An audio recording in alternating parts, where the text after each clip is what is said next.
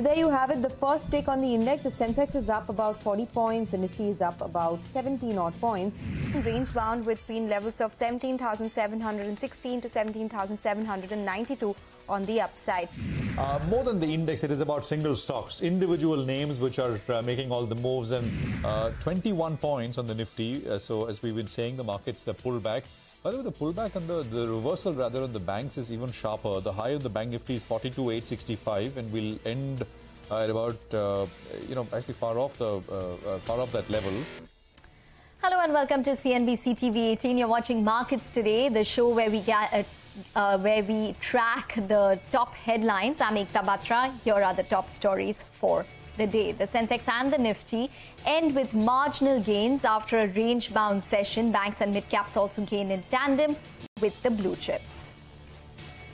Biocon Biologics and Serum Institute restructure their strategic partnership. Serum will invest a total of $300 million, valuing the Biocon subsidiary at $6 billion. Adar Poonawalla tells CNBC-TV18 he has no plans to increase his stake for the moment. Biocon rallies over 3%. Crompton grieves consumer electrical slumps after its CEO of over 7 years exits. Analysts fret over the new CEO's lack of operating experience in the sector. Nestle India ends flat despite beating street estimates in the fourth quarter. Profits rise nearly 25%, reports the highest growth rate in a decade. Nelco soars over 12% on an 86% yearly jump in net profits. Meanwhile, Mahindra Logistics tanks on fourth quarter results. Ipca Labs slips 10% after it laps up a 33% stake in Unichem for over 1,000 crores and plans an open offer for 26% stake in what is seen as a pricey deal. UPL2 sulks on weak tidings from global peer Adama, and Mahindra Lifespace perks up as it lands a prime redevelopment project in West Mumbai. All right, those were all of the top stories. Here's a lineup of what we have in store for you. We'll bring you market opinion from Harsha Upadhyay of Kotak Mutual Fund and Matt Orton of Raymond James Investment. In the corporate voices today, we have Kiran Mazumdar-Shaw of Biocon, Rajiv Juneja of Mankind Pharma.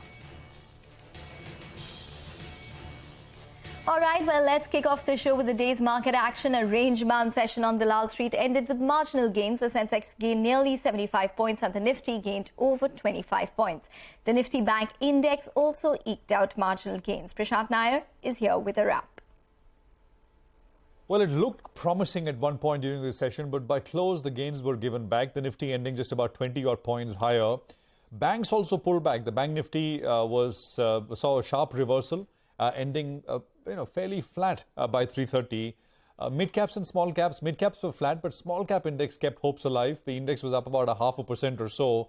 And that's the reason why, even though advance to decline ratio was positive, even though it pulled back, it was still positive, thanks to what was happening in that part of the market. Large cap gains coming through in Bajaj Finance, Bajaj Finserv, both those doing well.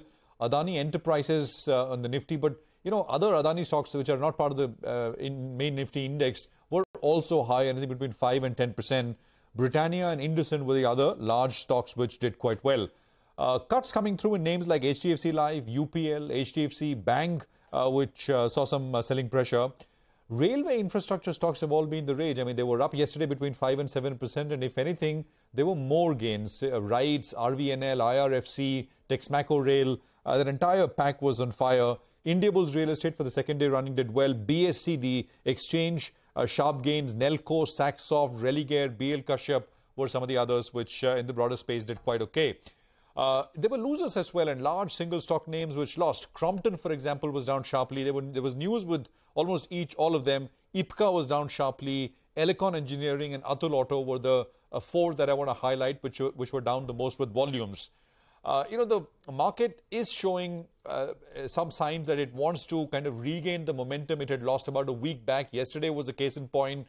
Today we saw flashes of it, but I mean, not quite. So we need more confirmation in that sense. And if you want to talk about a level, 17,863 is that level above which I think some upsides open up really for the market. Global markets have been very, very quiet. It's a big week for earnings in the US. And of course, we get some inflation and GDP data later this Thursday and Friday out of the US as well. Back to you. Okay, all right, Prashant. Thanks very much for that. In market opinion then, Harsha Upadhyay of Kotak Mutual Fund is uncertain about the market recovering from the range-bound session. Matt Orton of Raymond James Investment is concerned about India's IT services. We believe that it's going to be a range-bound market, at least in the immediate term. The earnings upgrade cycle that had started the post-COVID has kind of paused for the last 3 quarters or so, and is unlikely to see any resumption anytime soon. So to that extent, unless we see another earnings upgrade cycle, we don't see too many positive triggers for the market at this point of time. I think with India, the fact that the trend of higher lows remains intact, I think that's very, very encouraging. I think the one challenge to Indian equities is going to be IT services. You know, Infosys didn't do any help when they reported earnings last week. In the near term, I think it might be a little bit too early to be bottom fishing in IT services, but I would say medium term. So after the next quarter, hopefully we can see the earnings cycle start to bottom. I wouldn't even say we're bottom fishing in banks because they've done well relative to the rest of the market. All right, well, on to the second headline now. Biocon rallied over 3% on news that Serum Institute will double its investment into Biocon Biologics subsidiary of Biocon. The two companies have revamped their strategic deal. Just to put it into perspective, in 2021, there was a deal which was struck between the two where Serum would take 15% stake in Biocon Biologics for a in terms of the valuation. At that point in time, it stood at around $4.9 billion, and they would have access to around 100 million vaccine doses as well. So now this is entirely restructured. The structure now is basically $150 million in terms of equity investment, which was in any case done in 2021, and an additional $150 million equity investment, which is basically via the conversion of a loan which Serum had given to Biocon Biologics in order to fund the Viatris deal. So now they will still have access to 100 million vaccine doses, but in terms of total equity investment, Serum will have around $300 million for around a 4.9% stake. So as you can see, the valuations for Biocon Biologics as per the company has risen from 2021, where it was $4.9 billion to $6 billion currently. And we have the stake which Serum had potentially at 15%, which is now re-evaluated at 4.9% for $300 million. So that is basically the deal structure which both the companies will have going forward. We did in fact speak to the management of Biocon as well as Adar Poonawalla. Let's listen in to what they had to say.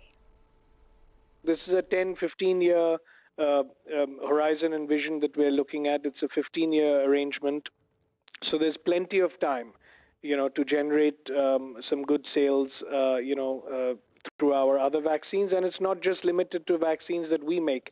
In the strategic partnership, if Biocon or Biologics have opportunities and other vaccines that they find through their network and partners that they would want us to manufacture, we can manufacture that as well. So the agreement that we have now with them covers, and is not limited to all of these sort of opportunities. We've got a profit-sharing arrangement in the agreement which shares the profits, of the vaccines that will be made. There was an original deal that was struck in 2021 about offering a 15% stake in return for, certain financials linked to vaccines.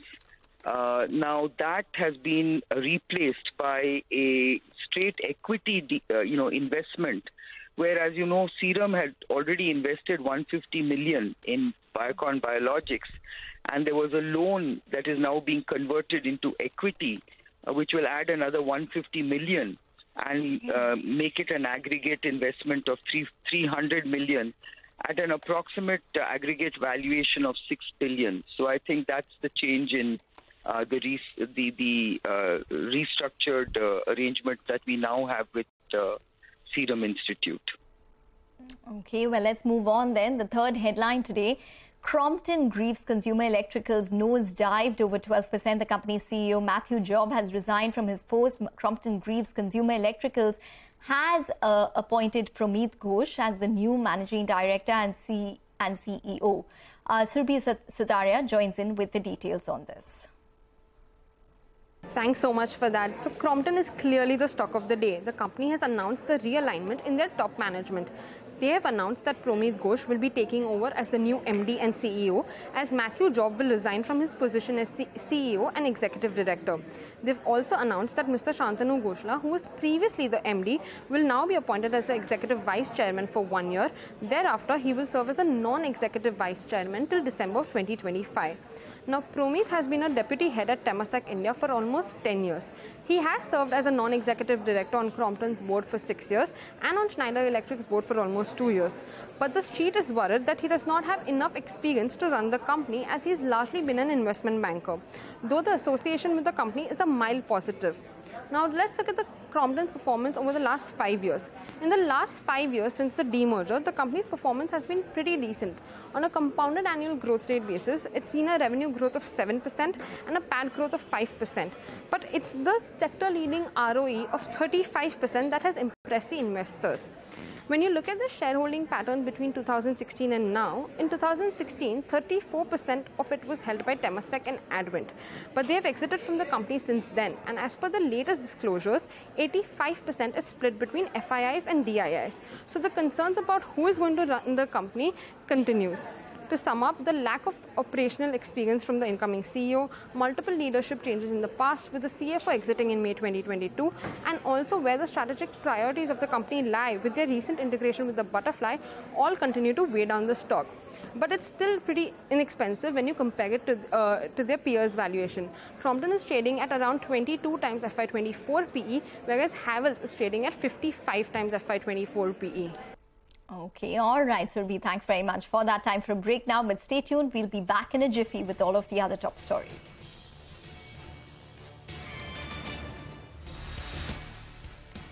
Welcome back. You're still with us on Markets Today. Let's get to the rest of the headlines that we're tracking for you. The fourth headline today, Nestle India's beat street estimates with profits rising nearly 25% year on year. This is the highest growth rate the company has reported in a decade, despite the impact of rising milk prices on the margin. Mangla Malu is here with the details on this. Well, Nestle reported a bumper first quarter calendar 2023 numbers, and that's primarily led by the company's top line, which was above street expectations by a mile. We saw a revenue growth of 21.3% in the company's overall sales, and as a result of which it's the highest quarterly growth that the company's posted in their top line in over a decade. Also at the same time, the EBITDA at an absolute level and the net profit at an absolute level were much above street expectations. EBITDA just shy of that 1100 crore mark, and the net profit a little over 700 crores as well. The reason why the stock did not react strongly on the upside are two. There are two reasons. The first one is that we had already seen a big move in the stock price before the numbers, and secondly, the margins were a tad below street expectations, about 30-40 basis points lower than expectations and 70 basis points below the same time last year as well. And that was on account of raw material inflation that we've seen, especially in the milk and milk products universe, where 30 to 40% jump has caused a bit of a dent in the company's gross margins as well. The management alluded to demand recovering going forward, a volume growth of close to around 5% and if you discount the low unit packs of Maggi, the volume growth this time around has been around 11 to 12%. So strong sales environment. The costs, they believe, that will remain firm, especially on the side of milk over the next few quarters. Okay, all right, Manglam, thanks very much for that. Let's look at the other stocks that were in focus today. On the back of their quarterly numbers, Nelco soared in trade and ended the day over 12% higher after the company reported an 86% year-on-year jump in net profit for the March quarter. Meanwhile, Mahindra Logistics was under pressure due to weak earnings report. Reema's here with the details.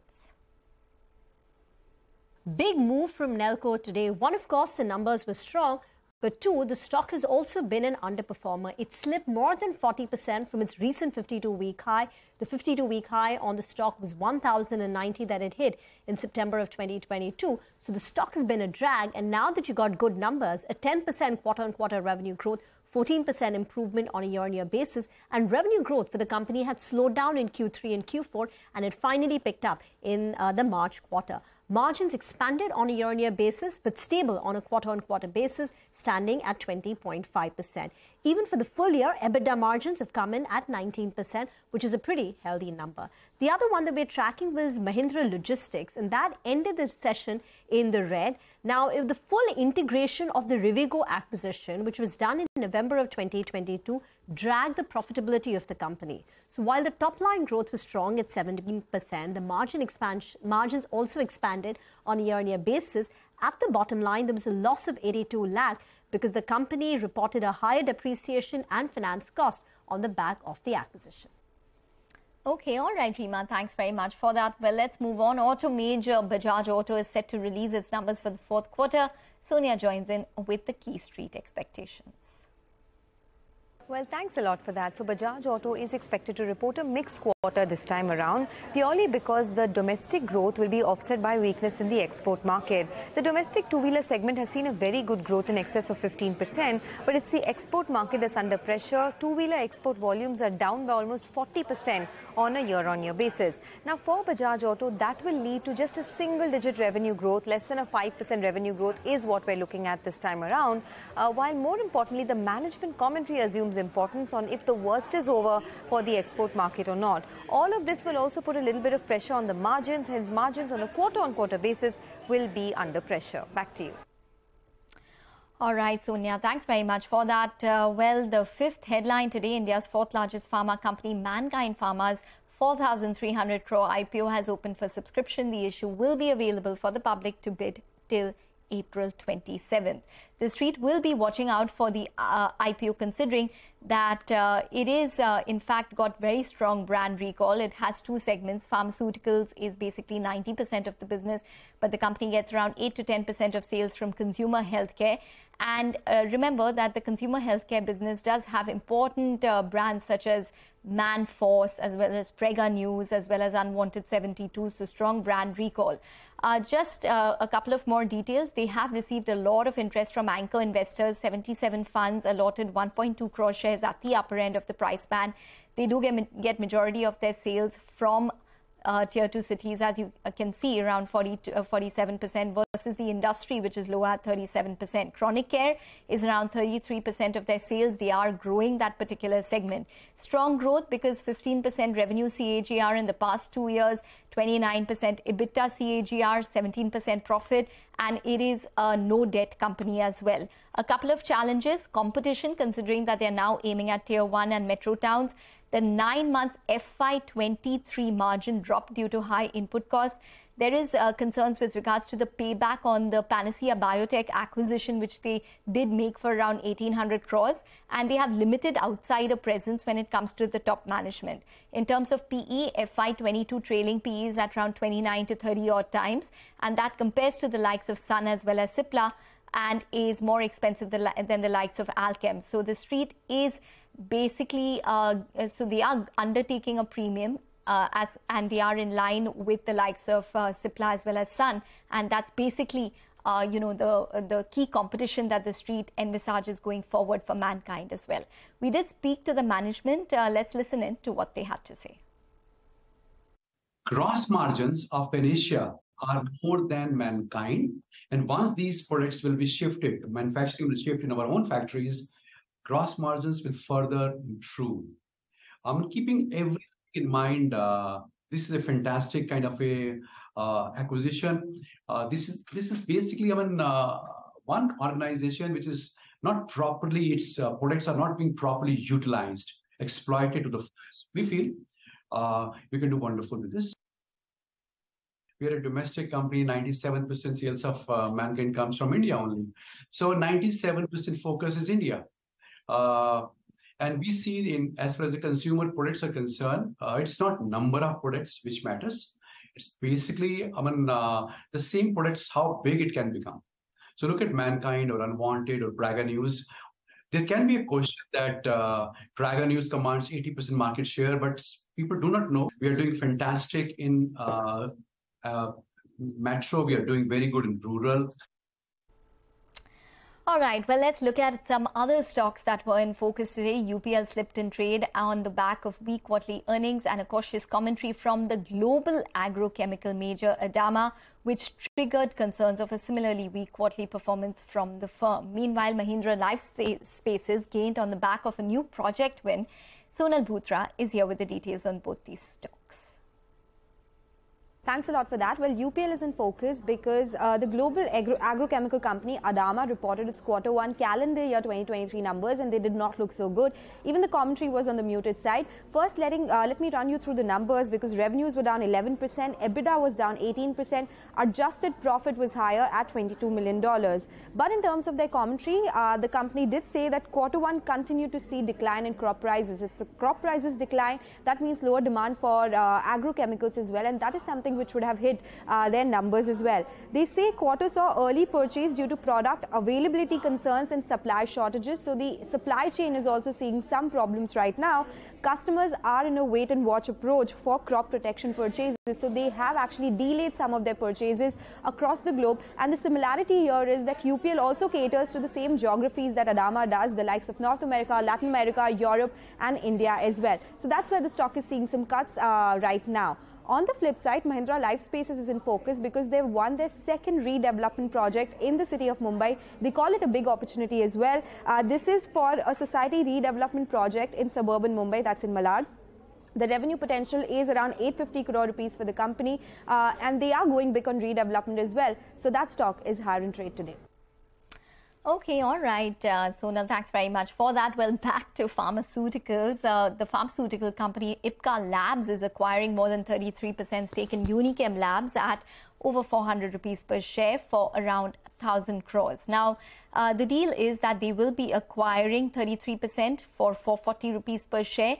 They have also approved an open offer which will amount to around 805 crores. Now, in terms of the particulars of the deal, remember that what exactly does Unichem bring to Ipca in terms of this particular acquisition? Unichem, remember, had sold its business, its domestic business to Torrent Pharma in 2017 for 3,600 to 3,700 odd crores. Now it has retained only its international formulation business since 2017. 55% of that international formulation business, in fact, comes in from the US markets. So Ipca will inherit or access the US markets. They will also get 3 formulation and 3 API facilities. They will get facilities which are US FDA compliant. Why is that important for Ipca?